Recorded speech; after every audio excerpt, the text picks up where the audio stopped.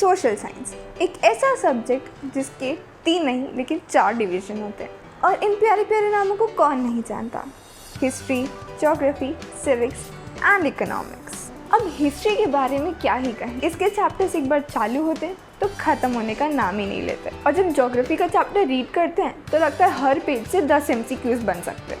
Political science के हर page में इतने सारे पॉइंट्स दिए हुए हैं कि लगता है कि हर पेज से 5 मार्क का क्वेश्चन निकल के आने वाला है। और इकोनॉमिक्स तो हमारा फेवरेट है, हमें बहुत ईजी लगता है, इसलिए हम उसे एग्ज़ाम के एक दिन पहले पढ़ते हैं। Some of you might think similar to this, some a little different and maybe a lot different. But no offense social science lovers, मैंने सिर्फ फन क्रिएट करने के लिए बोला है। I am neutral.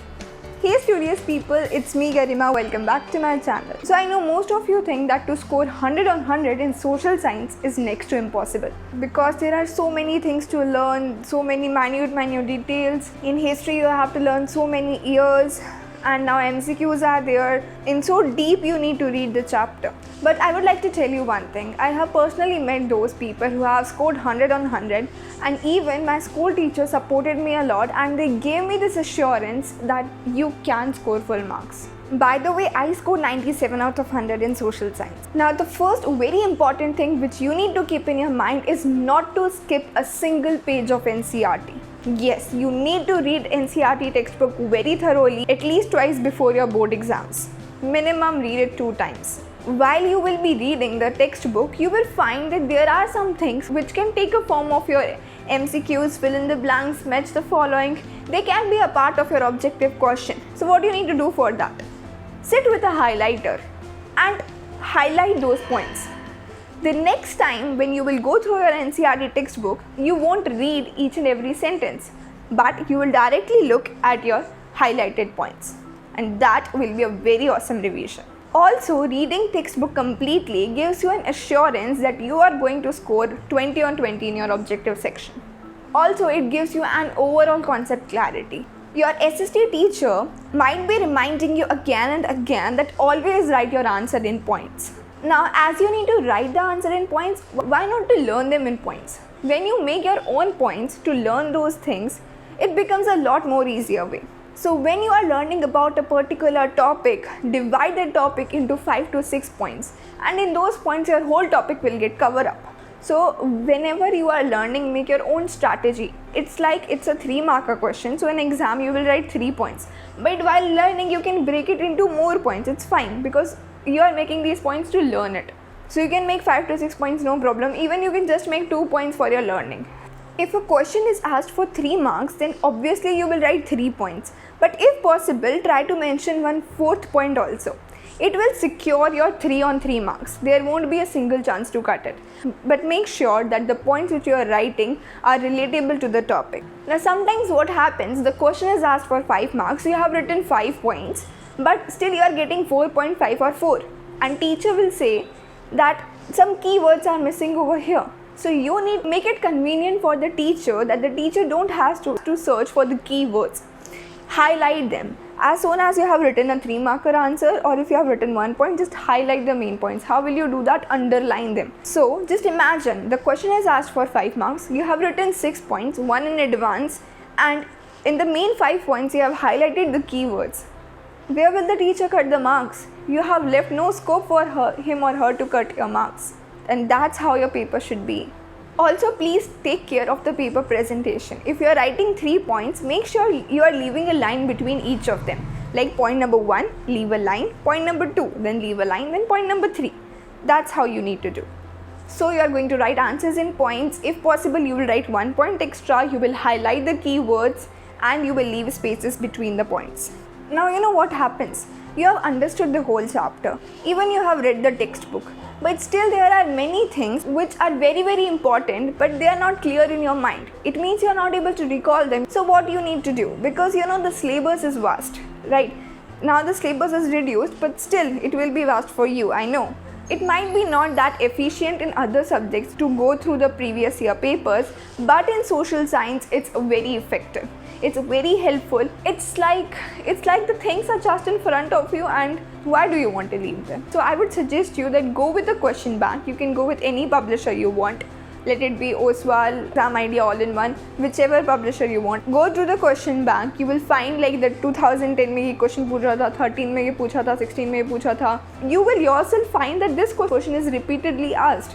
Right, it means those are very very important questions, and there are high chances that those questions might come in your this board examination. So why do you want to leave those answers? I'm not telling just go with the question bank, leave other things. No, first of all you will understand the chapter, you will read the NCERT, then you will go with your question bank to see the topic wise previous year questions.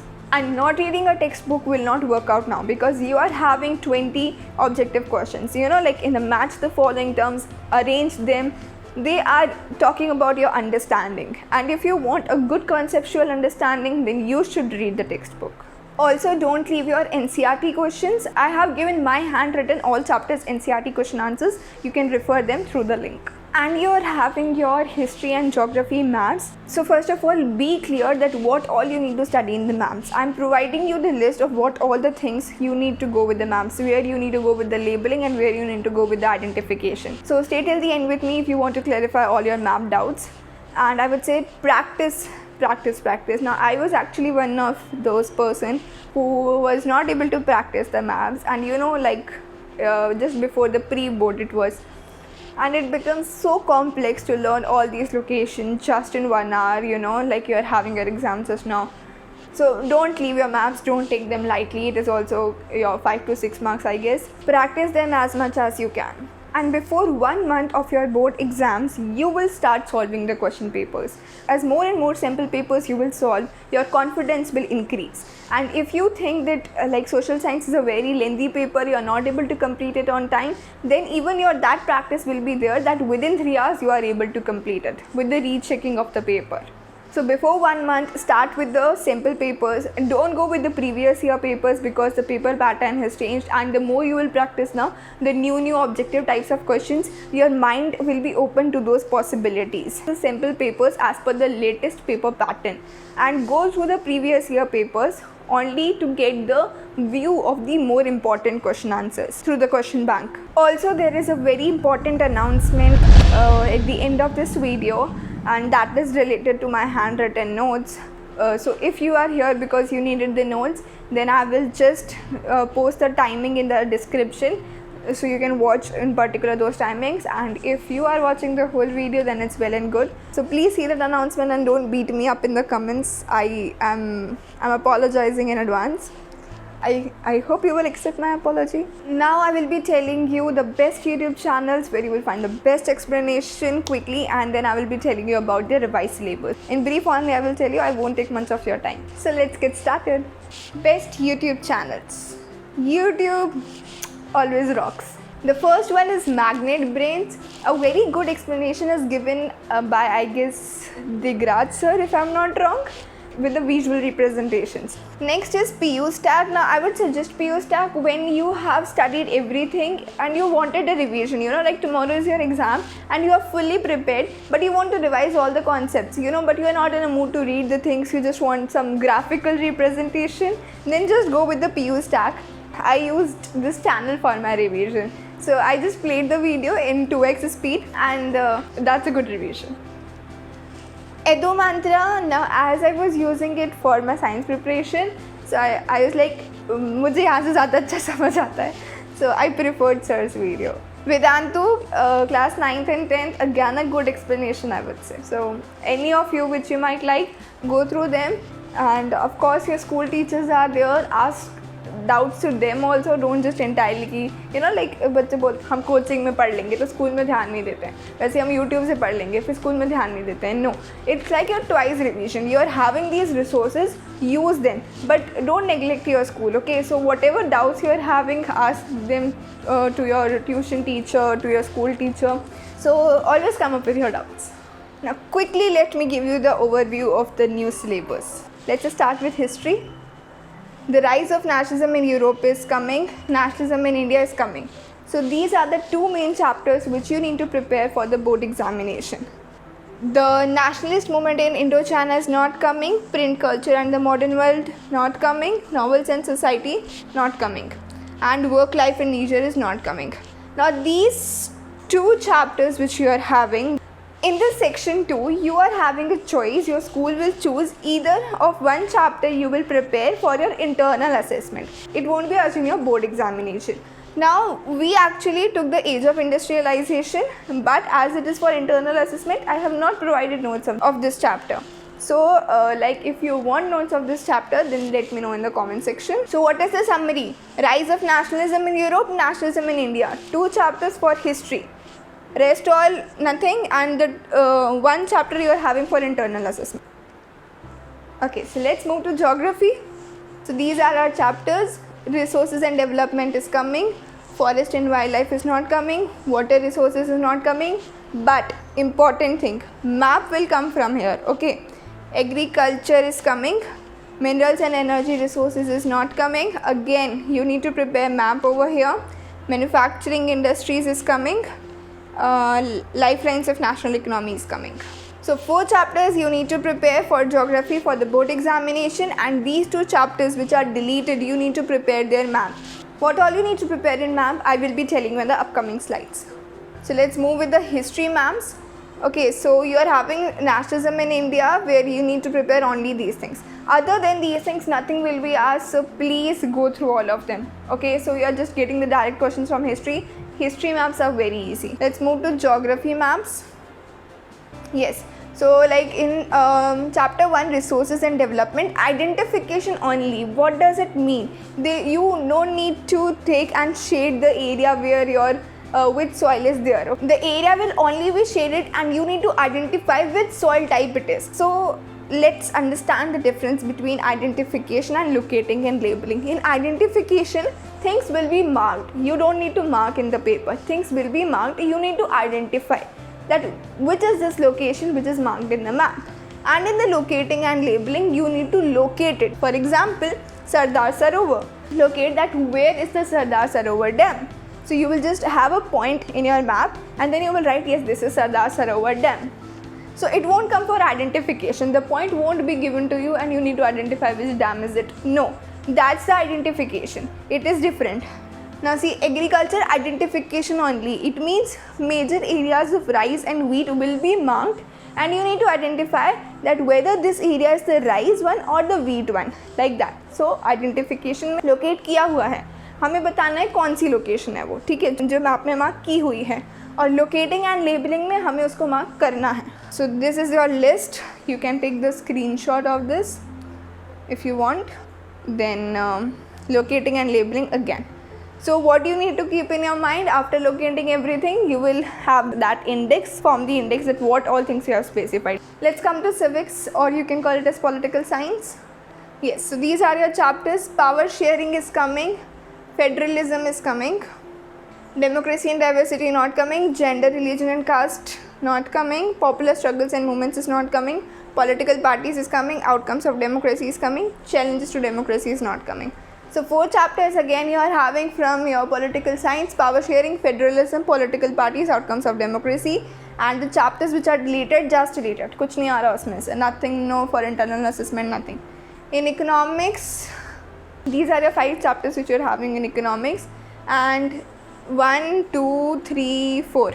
All the 4 are coming, only the 5 is cancelled, and this you will have in the form of project. In the history you were having some for the internal assessment, in geography you were having the map, and here you are having for the project. It's only the civics or the political science where the deleted chapters have no role to play.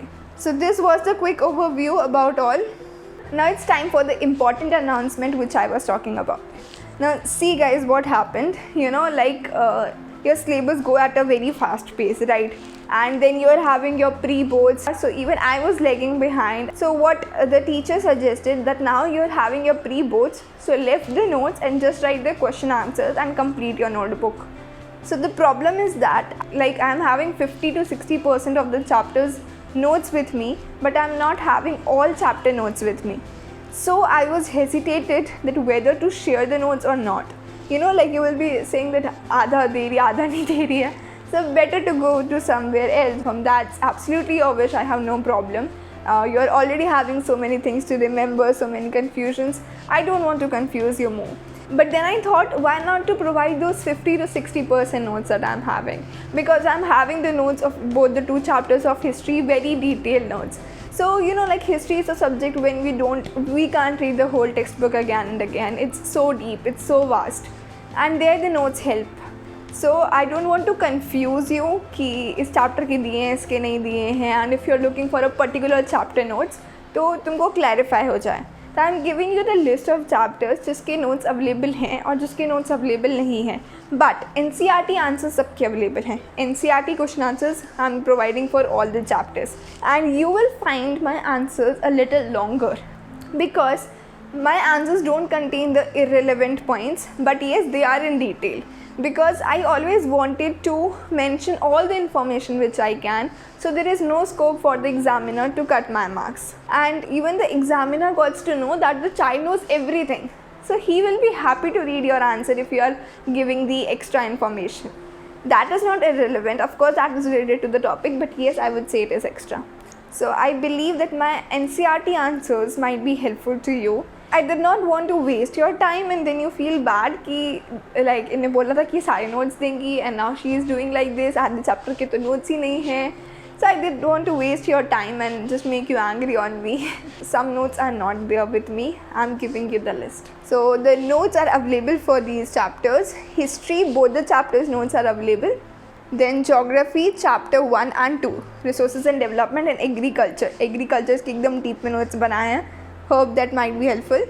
Civics and political science, power sharing and federalism available. And economics, the first 2 chapters again, development and sectors of Indian economy.